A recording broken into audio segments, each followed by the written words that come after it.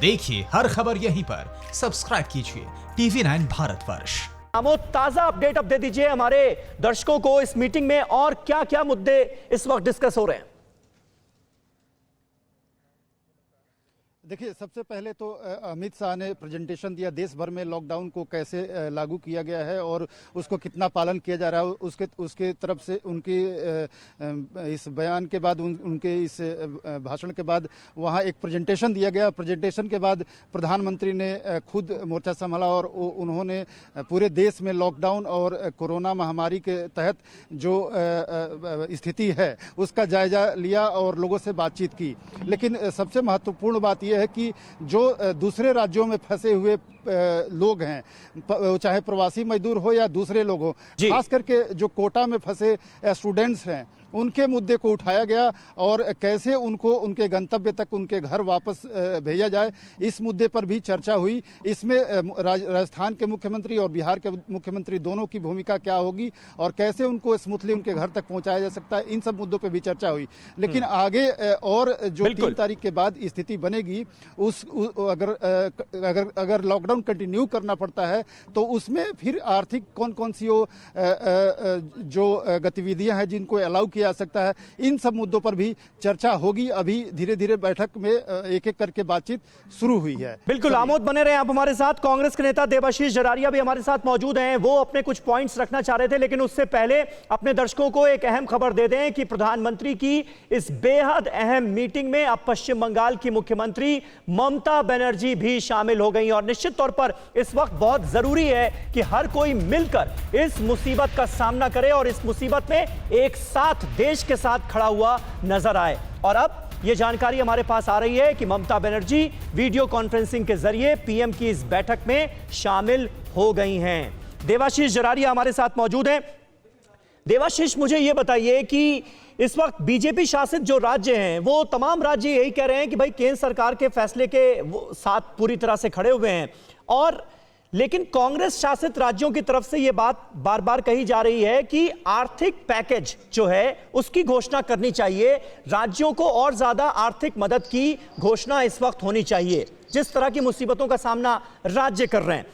आप मुझे 2 बड़ी बातें बताइए जिसकी इस वक्त फौरन जरूरत है मध्य प्रदेश में खास तौर पर। देखिए समीर भाई, एक तो सबसे बड़ी समस्या जो कोरोना के केसेस में जो आ रही है और जिसकी तरफ दिल्ली के मुख्यमंत्री ने भी बताया है और महाराष्ट्र के मुख्यमंत्री ने भी बताया है कि जो कोरोना है कि जो नए केसेस आ रहे हैं उनमें कोरोना के लक्षण नहीं दिख रहे हैं, सिम्टम्स नहीं दिखाई दे रहे हैं। तो ऐसी स्थिति में हमारे सामने बड़ी चुनौती ये है कि हम लोग टेस्ट को कैसे बढ़ा सकते हैं। टेस्ट बढ़ाना बहुत इंपॉर्टेंट है और आज की तारीख में हम लोग 30 से 35 हज़ार पर डे पूरे ऑल ओवर इंडिया टेस्ट कर पा रहे हैं। हमारे पास टेस्ट की कैपेसिटी हमें बढ़ानी होगी, पहली चीज तो। दूसरी चीज ये कि रबी की फसलें भी तैयार पकी बैठी है। मध्य प्रदेश एक कृषक राज्य है जहाँ 70% से ज्यादा पॉपुलेशन कृषि पे निर्भर करती है। वहाँ रबी की फसलों की कटाई हो चुकी है, अब वो फसलें सड़ रही है, बेमौसम बरसात हो रही है, किसान बैठा हुआ है, मंडी में अनाज नहीं जा रहा है। इस तरह की जो पूरा सिस्टम है वो कोलैप्स हो गया है। इस सबको सुचारू रूप से चलाने के लिए जरूरी है कि केंद्र सरकार राज्य सरकारों को मदद करे। ये बहुत बड़ी समस्या है। बिल्कुल। तुहिन, अब ये जो मुसीबतें हैं इनसे कैसे निजात मिले? जाहिर सी बात है तमाम राज्यों की अपनी अपनी दिक्कतें हैं, अपनी अपनी परेशानियां हैं, आर्थिक मदद की भी उम्मीद लगाकर बैठे हैं।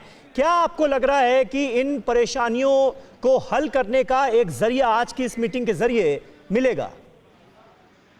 निश्चित तौर पर ये एक प्रक्रिया है और आज की मीटिंग के अंत तक अगर पूरी तरह समाधान ना भी मिले तो मैं यकीन के साथ कह सकता हूं कि एक पॉजिटिव डेवलपमेंट जरूर होगी। यहाँ पे मैं ये भी कहना चाहता हूं कि अगर आप अनेक मुख्यमंत्रियों के कार्य पद्धति को देखें, और इसमें मैं एक बार फिर कहना चाहूंगा कि मैं बीजेपी के मुख्यमंत्री या बीजेपी के मुख्यमंत्री नहीं है उस इसको नहीं देखना चाहता हूं। योगी आदित्य जी ने तो कमाल का काम किया ही। उन्होंने अपनी क्षमता दिखाई, जहां उन्होंने खुद जो है केंद्र सरकार के निर्णय के इंतजार किए बगैर उन्होंने अपने लोगों, अपने श्रमिकों को दूसरे राज्य से न केवल वापस लाया बल्कि उन्होंने ये भी गारंटी दिलाई कि उनको वो किस तरह से अगले 15 दिनों तक आइसोलेशन में रखेंगे और निरीक्षण में रखेंगे। साथ ही केरला ने कमाल का काम किया है। आज से 3 हफ्ते पहले महाराष्ट्र और केरल का जो जिला है कसरगोड, वो लगभग सेम जगह पे था। आज केरला में जो है कसरगोड में शायद ही 1-2 केसेस नए रिपोर्ट किए जा रहे हैं डेली में, और जबकि महाराष्ट्र की स्थिति जो है पिछले 4 हफ्तों में इतनी बदतर हो गई है। राहुल गांधी जो हमेशा ये ट्वीट करते हैं कि टेस्ट बढ़ाई जाए, मैं उनसे एक छोटा सा सवाल पूछता हूं कि अगर वो इतने जानकार है तो जो राज्य में उनकी सरकार है वहां पर टेस्टों में इजाफा क्यों नहीं हो रहा है? बल्कि मैं आपको बताना चाहता हूं कि पिछले कुछ दिनों में महाराष्ट्र में जो एक मुझे कंप्लीट कर लेते, मैं बहुत इंपॉर्टेंट चीज बता रहा हूँ। पिछले 10 दिनों में महाराष्ट्र में जो हाई रिस्क असिम्प्टोमेटिक केसेस है उनको टेस्ट नहीं किया जा रहा है। क्या आप समझ सकते हैं ये कितनी बड़ी लापरवाही है? और किस प्रकार से, क्योंकि इवन जो असिम्प्टोमेटिक केसेस है वो भी डिजीज को स्प्रेड करते हैं, क्योंकि वो जब आप बात करते हैं तो हेमराज शाह जी इसका जवाब दीजिए। नहीं हेमराज शाह जी, क्यों हो रहा है ऐसा?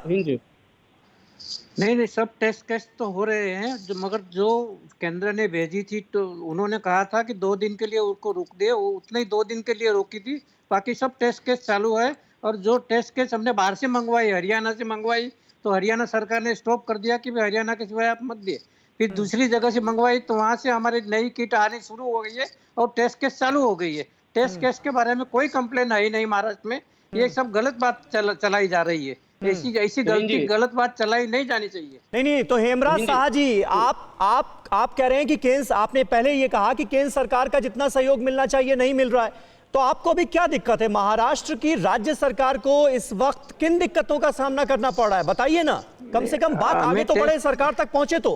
केंद्र सरकार से क्या कहना चाहते हैं आप, क्या इल्तिजा है?